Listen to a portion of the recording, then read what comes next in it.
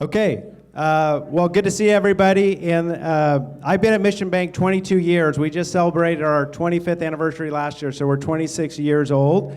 And we have somebody here today that has been at Mission Bank since its founding, day one. Where's Richard Finucci?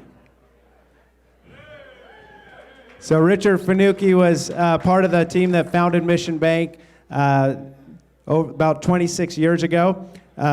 If you can go to the next slide. We started with $5 million in capital, and through our retained earnings, now we're up to about $210 million. We have 7 business banking centers, about $1.3 billion in loans. All of our loans are for business purpose. So I'm going to talk about the economy and interest rates, but if you're thinking about the rate on your home mortgage, or if you're getting ready to buy a house, we don't make consumer loans, we make business purpose loans, so I'll talk a little bit about that, but that's not my area of expertise. Okay, so today, you can go to the next slide. The national economy and what's happening there, that's going to drive expectations for interest rates, which is going to drive the economy. So we'll go through that, and then we'll talk a little bit about what we're seeing, at least at Mission Bank, here in the local economy in Kern County. Go 2 slides. So this is GDP up through the end of the year, so 2024. You see a nice upward sloping line to the right. There's right in the middle, that sharp V going down, that's the COVID pandemic. But since then, we've rebounded, and we talk a lot about a soft landing, and the Fed has been raising interest rates, then they started lowering interest rates. Generally speaking, if the Fed is raising interest rates, they're trying to create some type of economic downturn, not necessarily a recession, but so far I think, and in our experience in our markets, they have been successful in achieving their goal of what they call a soft landing. So they've moderated inflation, and growth is a little bit lower, but still positive, about 2 to 3%. Okay, you go to the next slide. This is unemployment. So if you look over a period of a number of years, you have the spike there during the pandemic, and then since then it's come down. We had a very low point in the 2 to 3% range, which is really too low, and does put pressure on wages. So you guys are business owners. Over the last 3 to 4 years, what have you seen for your employees? We've seen significant increases in wages over the last 2 to 3 years. I think it's starting to moderate now. So I think that is starting to come back to a more normalized rate. We're about 5% unemployment nationally. Okay, inflation. So you see a spike there starting in about 2021 and through 2023. The Fed has a target inflation rate of 2%, so that's where they feel like we want to be. And it spiked up nearly 10%. And we experienced that. Everything costs more. Right? You go to the grocery store and you buy the same goods, right? The same milk and fruit, whatever you buy. You didn't change what you were buying, but your bill doubled. Like I said, wages have been going up significantly. And that's why the Fed started to raise rates, which we'll talk a little bit about. So now that we've got that a little bit under control, it's come back down here. You can't see the bottom of that slide, but it says Trump effect question mark. So is inflation going to come back? The Fed met yesterday. They meet about every 6 weeks. And about 3 months ago, I would have bet a lot of money, most people would have, that they were going to be lowering rates in 2024. Yesterday, they did not lower rates. They didn't raise rates either. They kept them flat. And now the outlook is that at their next meeting in March, they will continue to keep rates flat. So just in the last 3 months, and I think largely because of Trump winning the election and what investors feel could be inflationary policies, the whole market has turned around in terms of expectations for interest rates. Go to the next 2 slides. If you are a commercial business owner and you're going to buy a property, you come to Mission Bank or another bank and you're going to get a loan, Generally, that loan will be tied to trends in a 10-year treasury. So this is a graph of the 10-year treasury. You can see its low point there in 2020, and it was below 1%. More recently, in the last year, it's reversed that trend and been nearly 5%, a little bit over 5% at times, and as of today, it was about 4.5%. So that's historically a little bit above the average, and so it's cost more money, and that's affecting real estate transactions and any commercial business borrowing money for primarily real estate or equipment. Next slide. 30-year interest rate mortgages. So you know this if you've bought a house in the last 2 years. We're currently around 7%, and that's up from a low at about 3.5% in 2021. The next slide shows prime rate. So if you borrow on an operating line of credit, it's going to be a variable rate tied to prime. There's a line there at the bottom when prime was very low, about 5%. And then the Fed started raising rates in 2023, and it was the fastest, shortest period of time and the most dramatic increase in rates in the history of the Fed. And so if you're borrowing at, say, 5%, 5 to 6%, it went up to 10%, nearly double. So if you're borrowing $1 million, you're paying $50,000 a year in interest. Within 6 months, that $50,000 bill went to $100,000. So that's a significant increase in a short period of time. And they're motivated to do that because of what we saw earlier and what was almost double-digit inflation. So their primary tool in bringing inflation back down to that 2% range where we all want to be, inflation's not really good for anybody, is to raise interest rates.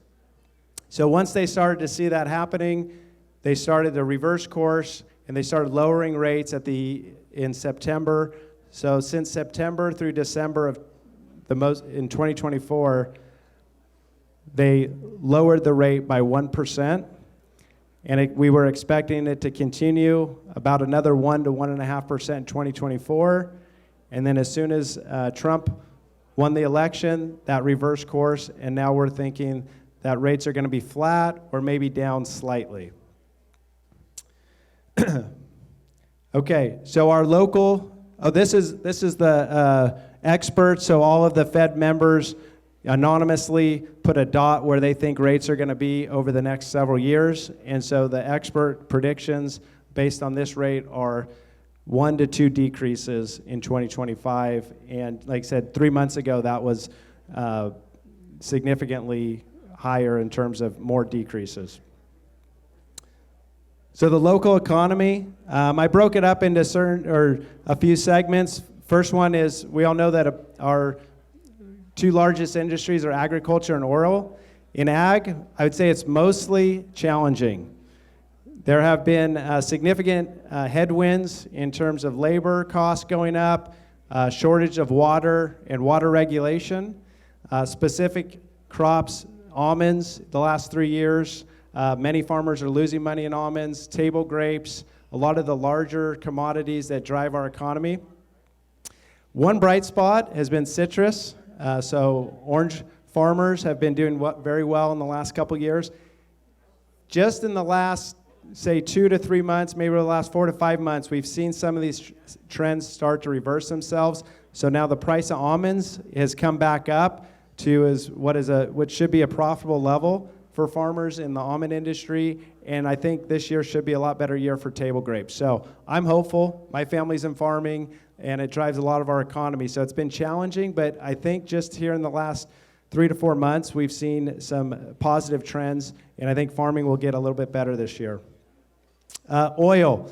Our governor doesn't like oil, and oil production is down significantly. You know, Exxon and Shell, which owned Era, exited. They sold it to CRC. So oil production is down. There's limited drilling, and that affects our whole economy.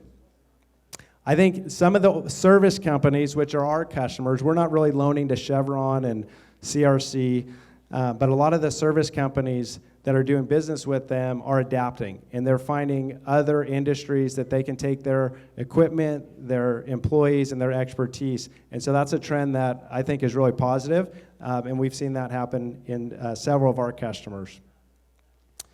Commercial real estate. So cap rates, which is the investment or the return you would get it by investing in a piece of real estate, are largely going to be driven by interest rates. So interest rates going up, cap rates go up, which is generally true. However, they have not went up as much as they really should. And that's because everybody expected rates to come back down.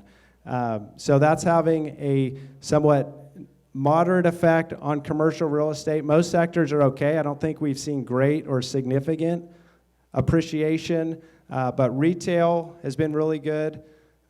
Industrial has been really good. Rents have been increasing in both retail and industrial properties, which is good for the valuations.